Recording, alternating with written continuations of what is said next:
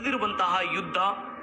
ಆ ಯುದ್ಧದಲ್ಲಿ ಮೊಟ್ಟ ಮೊದಲ ಬಾರಿಗೆ ದೆಹಲಿ ಸುಲ್ತಾನರ ಆಡಳಿತ ಅನ್ನುವಂಥದ್ದು ಅಂತ್ಯವಾಗಿ ಭಾರತದಲ್ಲಿ ಮೊಘಲ ಸಾಮ್ರಾಜ್ಯ ತಲೆ ಎತ್ತಿದಂತಹ ಯುದ್ಧ ಭೂಮಿ.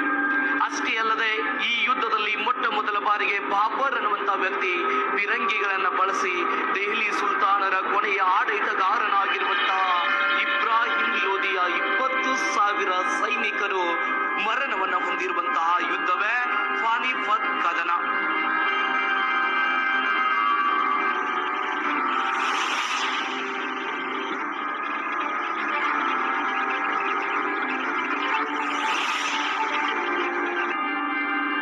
ಸ್ನೇಹಿತರ, ಇತಿಹಾಸ ದರ್ಶನ ವಿಶೇಷ ಕಾರ್ಯಕ್ರಮಕ್ಕೆ ಎಲ್ಲರಿಗೂ ಸ್ವಾಗತ.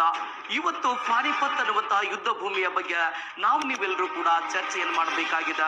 ಈ ಪಾನಿಪತ್ ಅನ್ನುವಂತಹ ಯುದ್ಧ ಭೂಮಿ ಭಾರತೀಯರಿಗೆ ದುರದೃಷ್ಟಕರವಾಗಿರುವಂತಹ ಯುದ್ಧ ಭೂಮಿ.